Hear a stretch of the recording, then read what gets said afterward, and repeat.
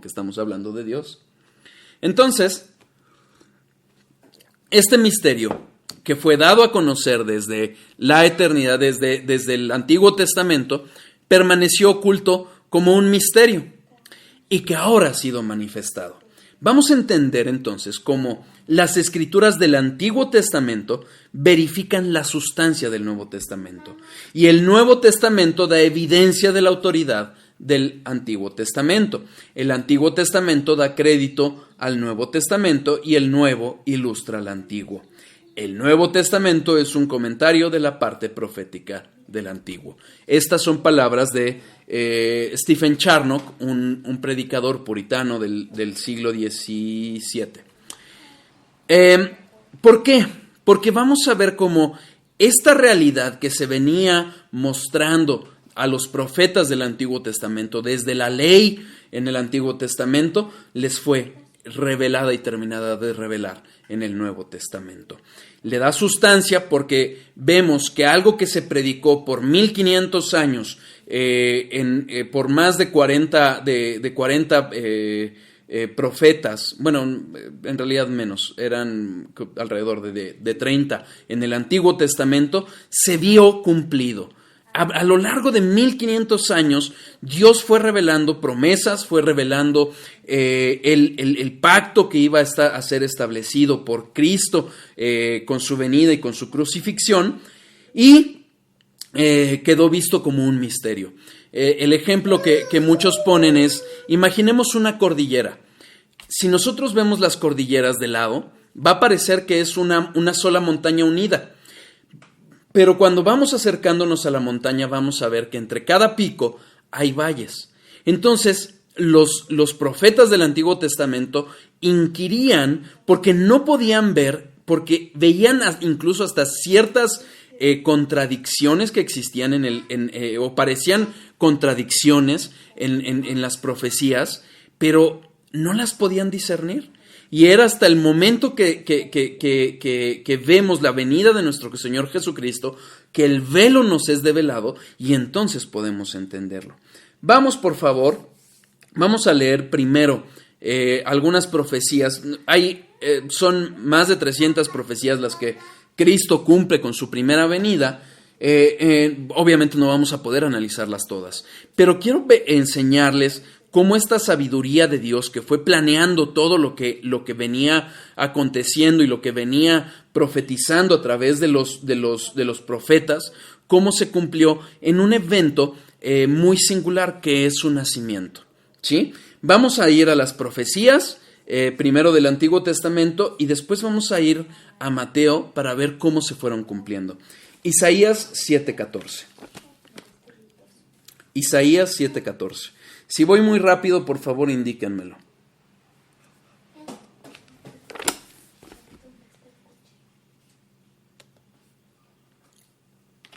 Isaías 7:14.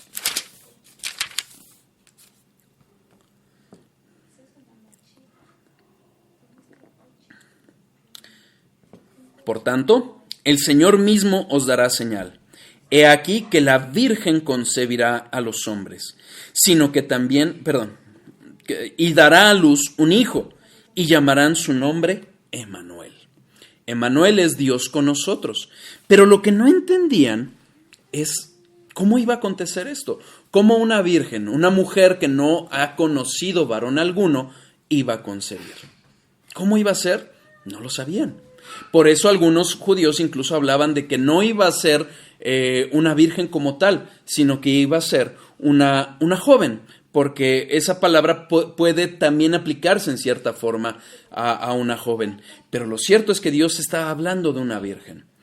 Jeremías 31:15. Jeremías 31:15.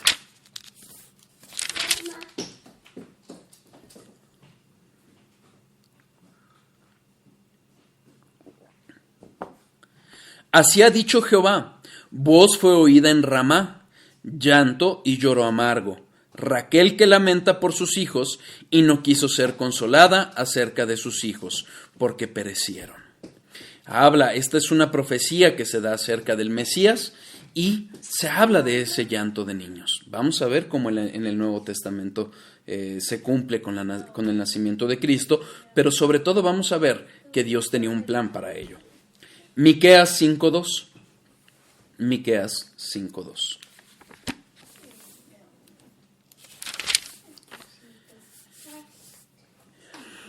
Pero tú, Belén Efrata, pequeña para estar entre las familias de Judá, de ti me saldrá el que será Señor en Israel, y sus salidas son desde el principio, desde los días de la eternidad.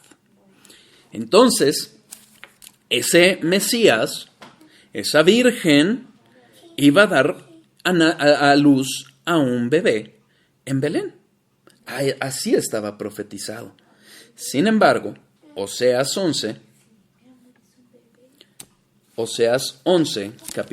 versículo 1, menciona algo diferente acerca del Mesías.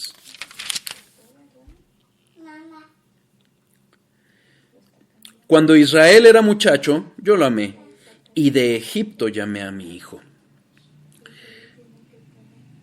Si bien esto se refiere a Israel, vamos a ver cómo el verdadero Israel, la verdadera viña, la verdadera vid, va también a salir de Egipto.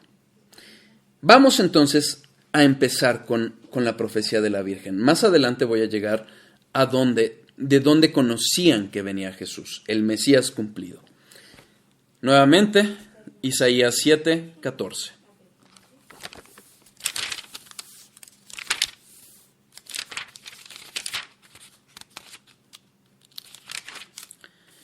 Isaías 7:14.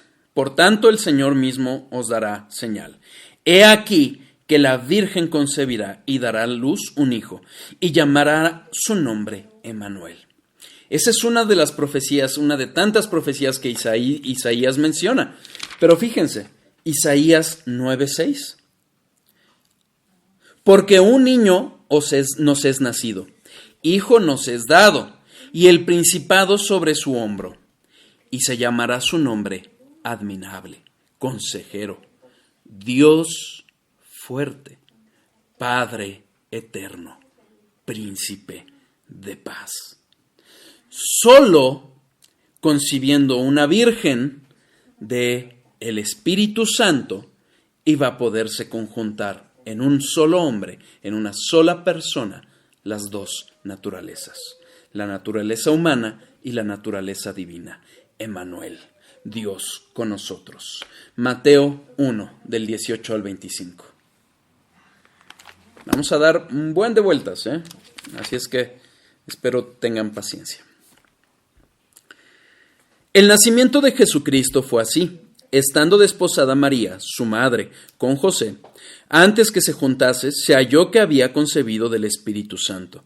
José, su marido, que era justo y no quería infamarla, quiso dejarla secretamente. Y pensando él en esto, he aquí un ángel del Señor le apareció en sueños y le dijo: José, hijo de David, no temas recibir a María tu mujer, porque lo que en ella es engendrado del Espíritu Santo es, y dará a luz un hijo, y llamará su nombre Jesús, porque él salvará a su pueblo de sus pecados.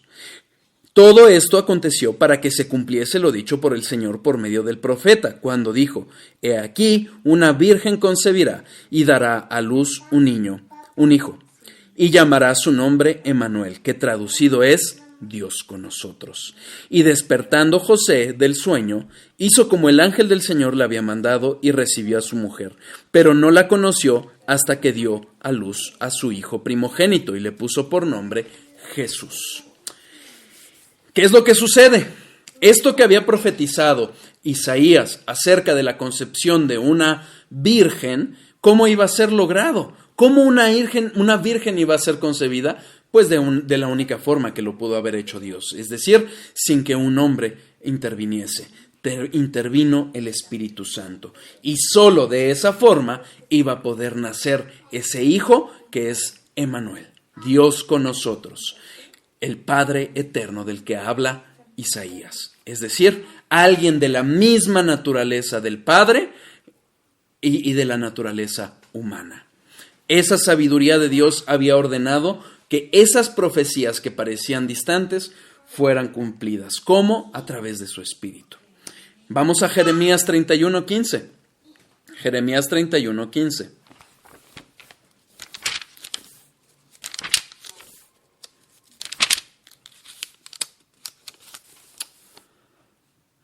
Así ha dicho Jehová, voz fue oída en Ramá, llanto y lloro amargo, Raquel que lamenta por sus hijos, y no quiso ser consolada acerca de sus hijos porque perecieron.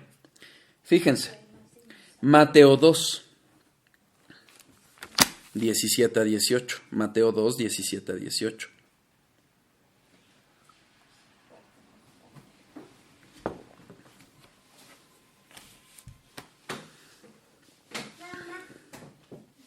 Vamos a leer desde el 16.